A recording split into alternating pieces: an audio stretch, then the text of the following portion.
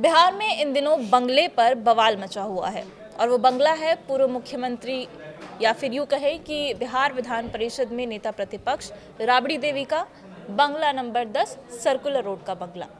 अब इस बंगले को लेकर के सियासत ये है कि नवंबर में बिहार सरकार ने नोटिस भेजा था कि राबड़ी देवी को ये बंगला खाली करना होगा। अब उसके 6-7 महीने बीतने के बाद भी अभी तक बंगला खाली नहीं हुआ है। राबड़ी देवी ने बंगला खाली क्यों नहीं किया है, सरकार बंगला क्यों खाली करवाना चाहती है और ये पूरा विवाद क्या है, इसी पर चर्चा के लिए आज आपके सामने मैं हाजिर हूँ जूली, और मेरे साथ चर्चा में शामिल होंगी मेरी सहयोगी कोमल।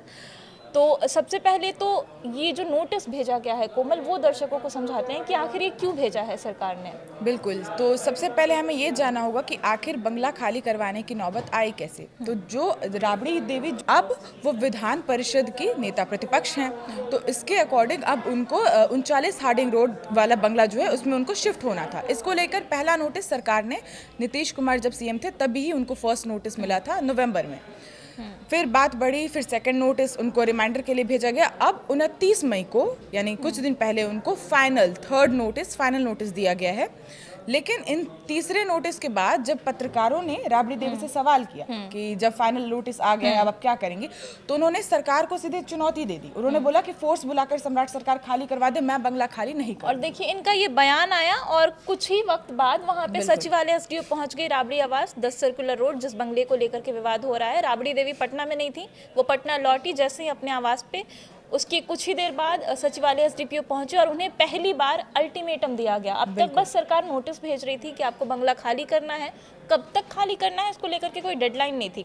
लेकिन जब ये चुनौती दी गई राबड़ी देवी की तरफ से कि वो नहीं खाली करेंगी, सम्राट चौधरी फोर्स भेजकर खाली करवा ले, तो सम्राट चौधरी की जो एक तरीके से उनकी सिपाही बन के गई एसडीपीओ, और उन्होंने 15 दिन का अल्टीमेटम दिया। और आज फिर से बयान भी आया है सम्राट चौधरी का मुजफ्फरपुर में। उन्होंने कहा कि ये एक नियम के तहत कार्रवाई की जा रही है और इसे कोई रोक नहीं सकता है, माई का लाल भी नहीं रोक सकता। बिल्कुल, सम्राट चौधरी का कहना कोई गलत नहीं है, क्योंकि ये हम सबको पता है कि जब कोई सरकारी बंगला किसी को अलॉट होता है तो वो उस पद को अलॉट होता है, ना कि उस इंडिविजुअल को। अब वो विधान परिषद के नेता प्रतिपक्ष हैं, उसके अकॉर्डिंग उनको 39 हार्डिंग रोड आवास जो है आवंटित कर दिया गया है।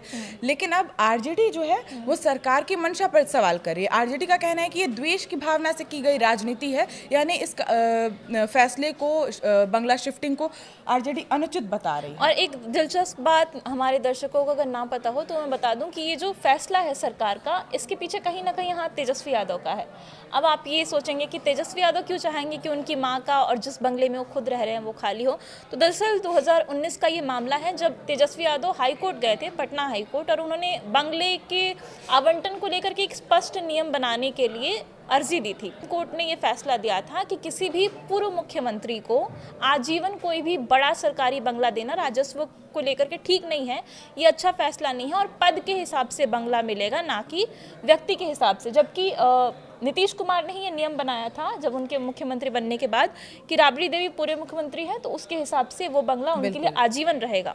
लेकिन तेजस्वी यादव कोर्ट गए, कोर्ट ने फैसला सुनाया, जिसके बाद ये नियम हुआ कि किसी भी व्यक्ति के हिसाब से कोई बंगला अलॉट नहीं होगा, पद के हिसाब से होगा।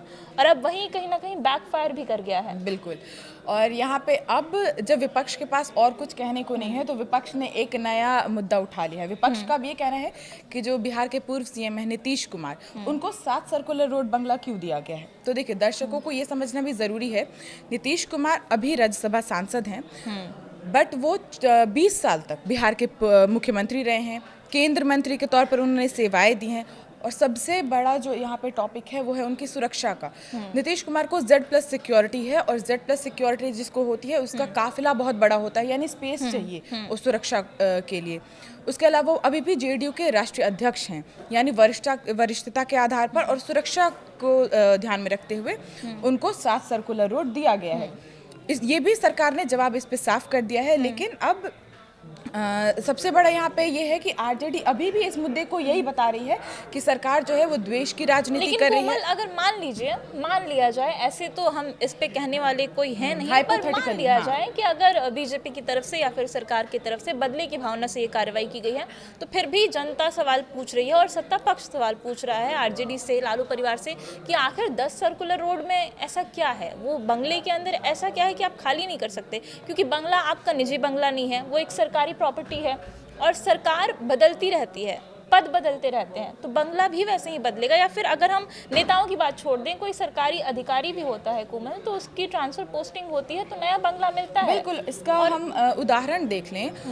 नीतीश कुमार मुख्यमंत्री थे, एक मार्ग उनका आवास रहा, मुख्यमंत्री पद से हटे, उन्होंने अपना आवास चेंज किया। और राबड़ी देवी का पद बड़ा है, आरजेडी ये दलील दे रही है, बेशक बड़ा है, लेकिन मुख्यमंत्री नीतीश कुमार जब थे 20 साल तक, तो उनका पद राबड़ी देवी के कार्यकाल से अगर तुलना किया जाए तो उससे भी ज़्यादा बड़ा था, बहुत ज़्यादा। लेकिन कुछ ही देर बाद जब उनको नोटिस जारी हुआ, कुछ दिनों बाद उनका सामान शिफ्ट हो गया और अब वो नए बंगले में यहाँ पे अब बात सरकारी नियम कानून से ज़्यादा ईगो क्लैश वाला समझ आ रहा है। और बयान भी कोमल वैसे ही है कि एक राबड़ी देवी हैं जो कह रही हैं कि फोर्स बुला नहीं लीजिए, खाली करेंगे, आप फोर्स बुला लीजिए।